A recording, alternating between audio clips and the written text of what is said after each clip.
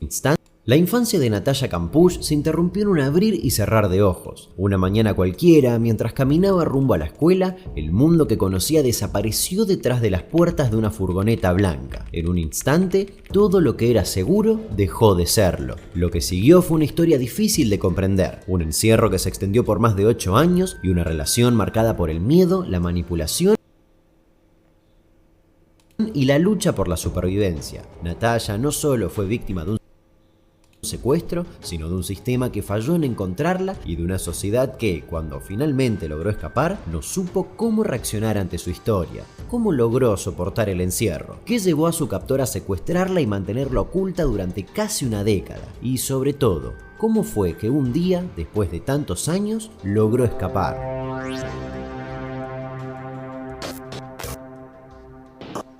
Natalia Campusch tenía solo 10 años cuando su vida dio un giro inesperado. Era una niña tímida que vivía en Viena, Austria, junto a su madre Brigitta Czerny. Su familia estaba atravesando el proceso de divorcio de sus padres. Mío, qué duro.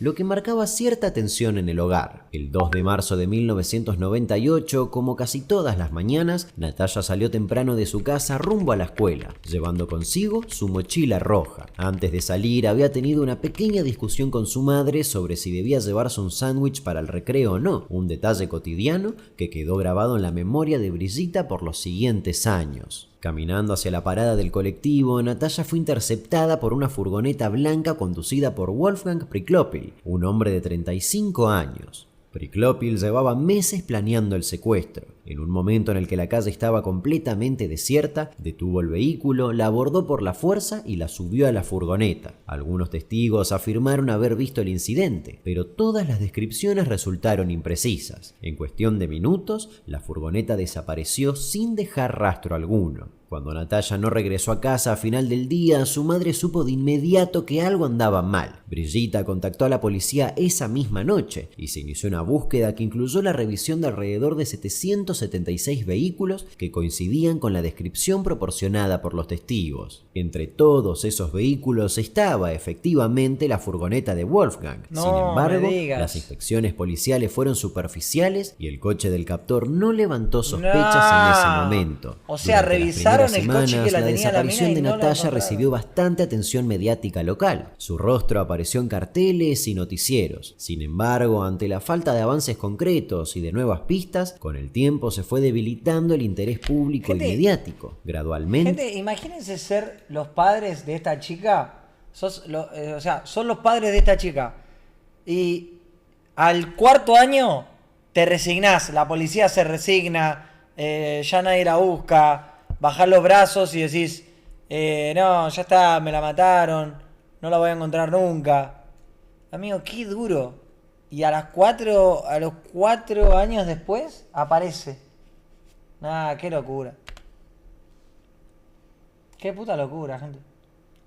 El caso pasó a formar parte de una larga lista de desapariciones no resueltas en Austria. Y es que ese olvido masivo suele ser un destino común en muchos de estos casos, solo para trazar un leve paralelismo. En Argentina, cada día desaparecen entre 4 y 5 menores de edad, sumando alrededor de 1.200 casos al año. Actualmente, Missing Children Argentina busca 93 niños y jóvenes desaparecidos, de los cuales 25 llevan más de un año sin ser localizados. Amigo, qué locura, eso no sabía, boludo. Eso estaría bueno que se redifunda, porque imagínate ves a uno, ¿sabes cómo salvás una familia y al mismo chico que ves? Es tremendo eso. Y yo no sabía que existía eso de Missing Children en Argentina. Unos 10 han estado ausentes de sus casas por cerca de una década. A nivel mundial se estima que alrededor de 8 millones de niños desaparecen cada año. Estas cifras reflejan una problemática que trasciende fronteras, donde muchos casos, como el de Natalia, quedan en un limbo sin resolver. Está buenísimo cómo Damián Cook te muestra cómo ayudar y contándote una historia ya aporta un montón a la sociedad y ayuda un montón. Qué chabón capo. Soy muy fan de él. Durante años. Retomando. Wolfgang ya había llevado a Natalia a su casa en Strashof, a unos 20 kilómetros de Viena. Ahí la encerró en un búnker subterráneo diseñado específicamente para ocultarla. El espacio, oculto bajo el garage, era muy reducido. Medía aproximadamente unos 5 metros cuadrados, era frío, completamente insonorizado y estaba equipado solamente con lo esencial para mantenerla viva. En los primeros años, qué hijo de puta, boludo. Natalia vivió casi exclusivamente en ese espacio. Sus días eran monótonos y oscuros, marcados por las estrictas reglas que Priklopin le imponía. No podía gritar, llorar. Amigo, decime que a ese tipo lo condenaron a la silla eléctrica, boludo. No puede ser tan hijo de puta. Hacer ruido. Sus necesidades básicas como comida o higiene dependían completamente de su captor. El cuarto no tenía ventanas y su único contacto con el exterior eran las noticias que Wolfgang le relataba, moldeando la información que le otorgaba para reforzar su control psicológico. Él castigaba cualquier intento de desafío, incluso con violencia física. Le proporcionaba alimentos limitados y solía jugar con la idea de premiarla con pequeñas concesiones, como un libro o un juguete, solo para reforzar su sensación de dependencia. A pesar de esto, Natalia encontró algunas maneras de mantener su mente activa. Inventaba juegos con los pocos objetos que tenía y memorizaba detalles del búnker, soñando con el día en que pudiera escapar. Con el correr de los años, la dinámica entre captor y cautiva empezó a cambiar. Priklopin le permitía salir del búnker en momentos controlados, aunque bajo una vigilancia extrema. Le fue enseñando tareas domésticas y comenzó a interactuar con ella de maneras que buscaban generar una relación un poco más cercana. Sin embargo, estas libertades eran otra herramienta de manipulación. Amigo, pobre nena, boludo.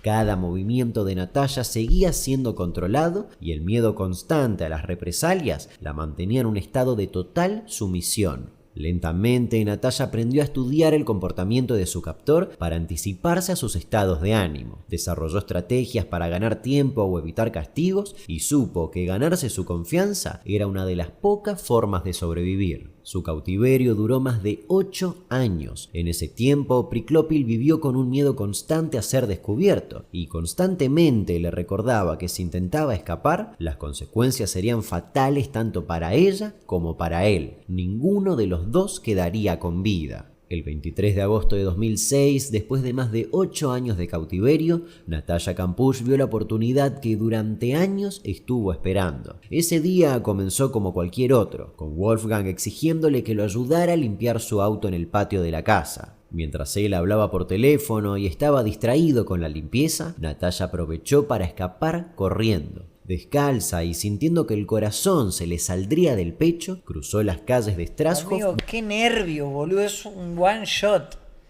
O sea, qué nervios, boludo. Buscando ayuda. Finalmente llegó a una casa cercana donde encontró a una mujer que le permitió entrar y llamar a la policía. Apenas pudo articular su situación, pero las palabras claves fueron suficientes. «Soy Natalia Kampusch», dijo, y en cuestión de minutos la policía estaba en camino. Después de 8 años y medio, Natalia había recuperado su libertad. En la casa, mientras tanto, al darse cuenta de que Natalia había escapado, Priklopin condujo hasta Viena, donde, sabiendo que su captura era inminente, se quitó la vida arrojándose de frente a un tren. Cagón de mierda, hijo de puta. Qué puto enfermo, hijo de mil putas. Para la niña, el escape... Entre comillas, pena de muerte. Lástima que no se la aplicaron. Se la aplicó él, por cagón. Fue solo el comienzo de un nuevo desafío. La policía la llevó rápidamente a una estación para tomarle declaración y confirmar su identidad. Después de años sin contacto con el mundo exterior, enfrentarse a extraños y hablar sobre lo que le había ocurrido era un enorme golpe emocional. Las primeras imágenes de Natalia, captadas por los medios mientras era escoltada por la policía, comenzaron a circular casi de inmediato, sometiéndola a una exposición mediática atroz. En sus primeras entrevistas, la joven de 18 años habló sobre su experiencia con una calma que sorprendió a todos. Su manera de relatar lo ocurrido fue interpretada por algunos como fría, lo que generó opiniones divididas. Mientras que muchos la veían como un símbolo de resiliencia, otros comenzaron a cuestionar detalles de su relación con Priklopin, introduciendo el controvertido tema del... Amigo, ¿quién puede cuestionar a una pobre piba que le pasa eso? La gente es muy hija de puta, boludo. El síndrome de Estocolmo. Und es ist unglaublich, dass sie jetzt da sitzt und Siendo el controvertido, otros comenzaron a cuestionar detalles de su relación con Priklopil, introduciendo el controvertido tema del síndrome de Estocolmo. es ist unglaublich, dass sie jetzt da sitzt und sie selber fragen kann, Frau Kampusch, wie geht's Ihnen? Ja, den Umständen entsprechend gut. Sie sind jetzt 2 Wochen in Freiheit. Wie haben Sie diese neue Freiheit erlebt? Was machen Sie die ganze Zeit jetzt? In erster Linie mich von den Strapazen der Flucht erholen, mich entspannen. Sie sind im Stress. Schon. Wie war das dann beim Haus? Wollen Sie darüber sprechen? Ja, also beim Haus war es dann so, dass ich ihn, weil ich mir dachte, vielleicht kann ich irgendwelche Einzelheiten des Hauses erkunden, vielleicht kann ich irgendwas erkennen. Und mir später dann der Polizei, ich war zu dem Moment, zu diesem Zeitpunkt noch sicher, dass mich die Polizei finden und befreien wird und dass das ein gutes Ende nehmen wird. Wollen Sie beschreiben, wie das war, als Sie das erste Mal den Kellerraum gesehen haben? Ich war sehr verzweifelt und sehr wütend und habe mir, dass ich die Straßenseite nicht gewechselt habe oder dass ich nicht mit meiner Mutter in die Schule gefahren bin. Das war ja auch dieses Weinen vor Ohnmacht, dass man nichts dagegen machen kann. Es war furchtbar und ich habe beinahe klaustrophobische Zustände bekommen in diesem kleinen Raum und schlug mit Mineralwasser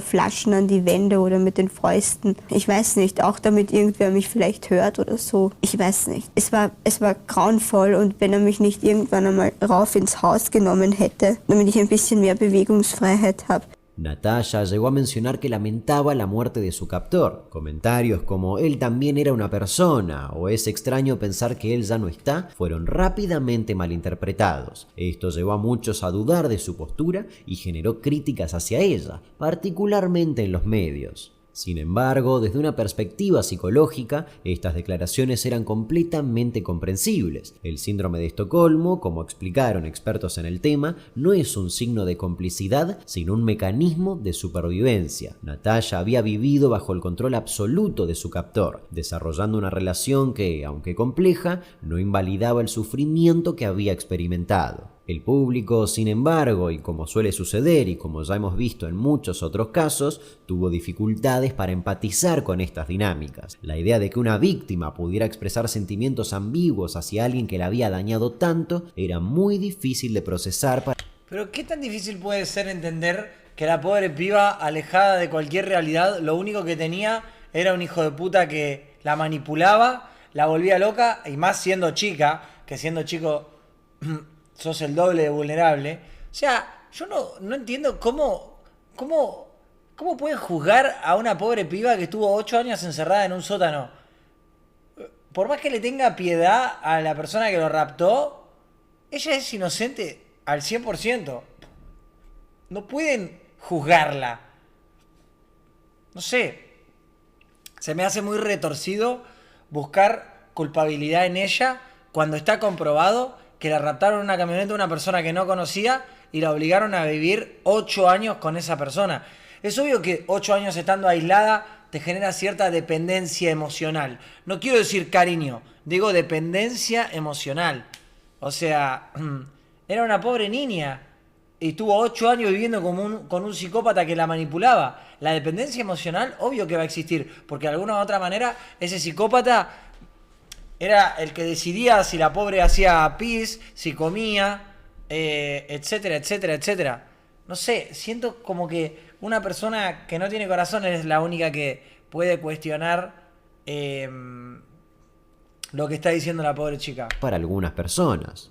En 2010, Natasha publicó su libro autobiográfico, 3096 días, en el que describía en detalle su experiencia en el cautiverio. El libro no solo permitió a Natasha contar su historia con sus propias palabras, sino que también ayudó a arrojar luz sobre las dinámicas del abuso y la resiliencia humana. Más tarde, su historia fue adaptada al cine, lo que llevó su experiencia a una audiencia aún mayor. Y aunque ella intentó mantener cierto control sobre su narrativa, la exposición constante puso en evidencia las dificultades de volver a una vida normal. Con el tiempo, decidió adoptar un perfil más bajo, limitando sus apariciones públicas y enfocándose en construir una vida privada que le permitiera seguir adelante. Natalia Campuch logró escapar, pero su historia no terminó ahí. Afuera la esperaba un mundo que no conocía y una exposición que no eligió. Con el tiempo, intentó reconstruir su vida lejos del ruido mediático, alejándose de la imagen que otros querían imponerle. Hoy, su nombre sigue siendo sinónimo de resistencia, no porque quiera ser recordada por su secuestro, sino porque su historia dejó en evidencia todo lo que puede fallar en una sociedad cuando un niño desaparece.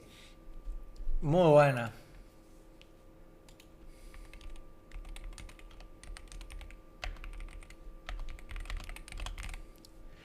Miren este comentario.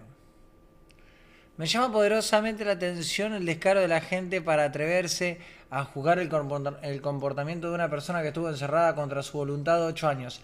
La gente tiene la lengua tan larga